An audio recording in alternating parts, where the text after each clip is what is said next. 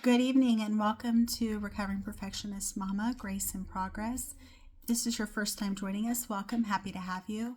If you're a returning viewer, also welcome, happy to have you. For those of you who've not joined us before, my name is Buffy. I'm a women's lifestyle creator on YouTube, TikTok, and Instagram under the same username, Recovering Perfectionist Mama. If you know, you know, right? And I cover a wide gambit of women's lifestyle issues, such as marriage and relationships, as well as child rearing, fitness, nutrition, health and wellness, biohacking, cycle syncing, self-empowerment, self-improvement. Ultimately, I'm a big dork who likes to learn information and likes to constantly try to improve myself and help others also live the life they want to live, model that for their children, and ultimately show them what is possible. So that is my ultimate goal. Additionally, I would love to be able to form a community of like-minded women who are all about leveling up, living the life they want to live, and having that as their legacy. What could be better? So today we're talking about inflammation as illumination, understanding a chronic conversation with the body. Inflammation is one of those words that gets thrown around so much it almost loses its meaning. People are told to reduce inflammation without being told what's actually happening or why it's so hard. When something is chronic, it's not a one-time problem. It's a pattern. And patterns require understanding, not quick fixes. Let's talk about acute versus chronic in human terms. Acute inflammation is like a short conversation. Hey, something's wrong, handle this. Chronic inflammation is like a conversation that never gets resolved. The body keeps talking because it hasn't been heard. That's why suppressing symptoms without addressing context often backfires. The body is an adaptive system. Your body isn't malfunctioning, it's adapting. It's stress. If stress, underfueling, emotional load, or lack of rest become normal, your body adapts by staying alert. Inflammation is not weakness, it's vigilance. Why women are disproportionately affected.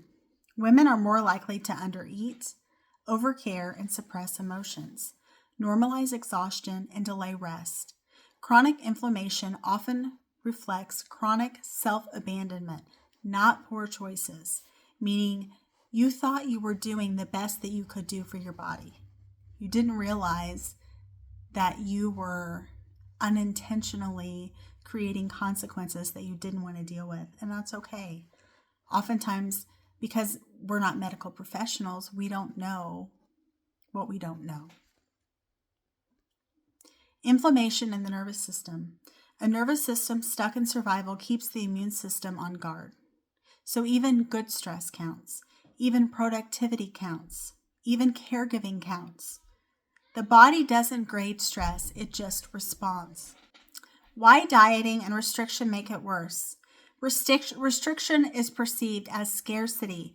So what happens when the body thinks that something is scarce? It holds on to the nutrients. Scarcity tells the body something isn't safe. Hold on, defend. Inflammation increases when nourishment is inconsistent, physically and emotionally. And why healing takes time? Chronic inflammation develops slowly. It resolves slowly. The goal isn't perfection, it's capacity. More resilience, quicker recovery, and fewer spirals. Patterns over symptoms. Instead of asking, why do I feel like this today? Ask, what's been true for me lately? Inflammation often mirrors lifestyle, seasons, stress cycles, and emotional load. Let's talk about the role of emotions in inflammation. Unexpressed emotions don't disappear, they relocate. The body becomes the storage unit when the nervous system doesn't feel safe to express. Why supplements aren't the first step. Supplements can support, but they can't override. Sleep deprivation, emotional suppression, inconsistent fuel, and constant urgency. Healing starts with foundations, not fixes. What healing actually looks like. Healing looks like fewer flare-ups, shorter duration, less fear when symptoms appear, and more trust in your body's signals. Inflammation isn't a verdict, it's feedback. And feedback is something you can respond to with curiosity and not blame. Here are 4 actionable strategies that you can use against the inflammation. Track patterns, not just symptoms.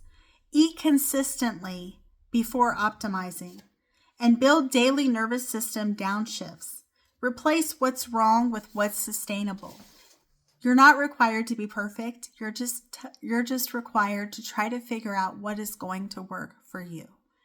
Thank you for tuning in to Recovering Perfectionist Mama, Grace in Progress. And feel free to give us a like and subscribe if this episode helped you, or if you have other topics that you are interested in, feel free to drop them in the comments for us. Thank you so much, and I hope you have a great rest of your day. Bye-bye.